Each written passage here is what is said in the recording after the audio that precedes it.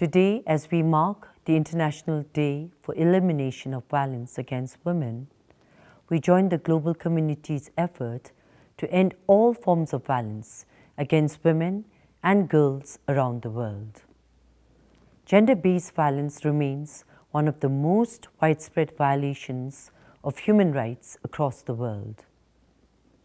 The issue knows no social or economic boundary, affecting globally 1 in 3 women and in Bhutan 2 in 5. A collective, all-encompassing response to this issue is crucial to end the cycle of violence.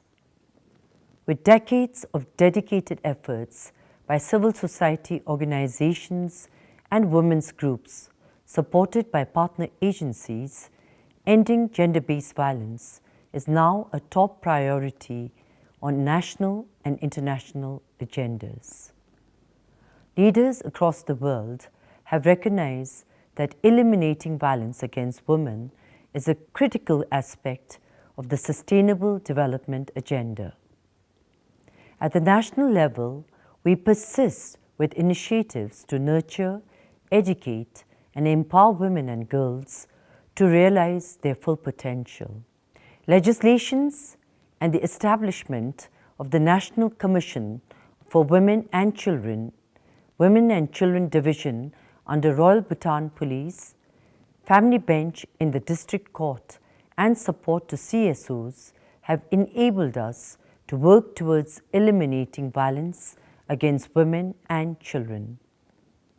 Significant progress has been made in expanding access to quality multi-sectoral responses for survivors covering safety, shelter, health, justice, and other essential services. Concerted efforts by various stakeholders and partner agencies have contributed immensely to prevent, protect, and assist victims of violence. Yet, while we have made significant progress towards gender equality and ending violence against women, efforts have been fragmented, with many who continue to face violence in their everyday lives. It is important to persevere and not lose momentum.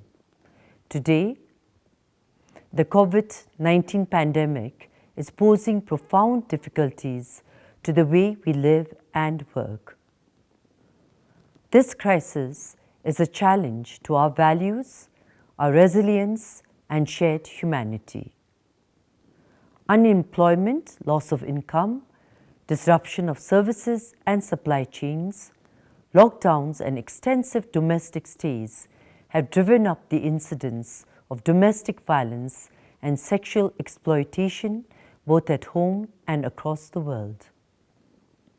Our volunteer networks in several dzongkhas have flagged increasing reports of domestic and sexual violence during the COVID-19 lockdown period.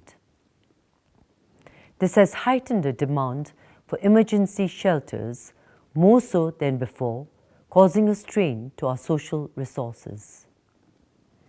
Many more women and girls continue to suffer in silence and remain isolated from the people and resources that can best help them. If left unaddressed, the existing crisis of violence against women and girls is likely to worsen in the context of COVID-19.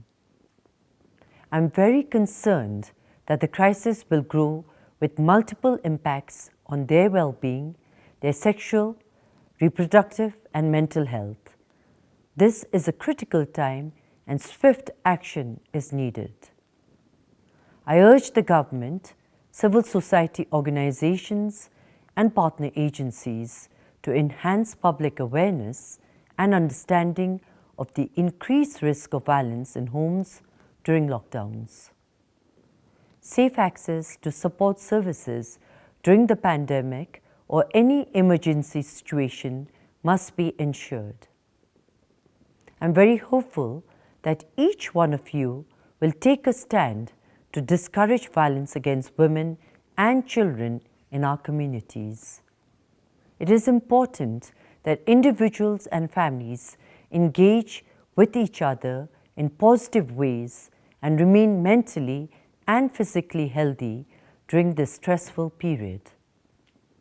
We are truly blessed to be led by a visionary and compassionate King who has put in place every measure to safeguard his people from the COVID-19 pandemic. The government's timely, robust response and intensive efforts by frontline workers to suppress the transmission of COVID-19 is deeply commendable. I thank the government and the Ministry of Health for ensuring access to reproductive health services during the period of lockdown and limited mobility. District multi-sectoral task forces, community-based support system, civil society organizations, UNFPA and other partner agencies were also instrumental in reaching out to victims of domestic and sexual violence during this time. I thank you all and urge you to continue your efforts to foster safe and resilient communities who will not accept, excuse, or tolerate violence in their midst. As we come together in solidarity to survive this pandemic, we lay the foundation for a more resilient, gender-equal society and a healthier, more prosperous Bhutan. We must not only survive the COVID-19 crisis, but emerge renewed with women as a powerful force at the center of recovery. Tashdele.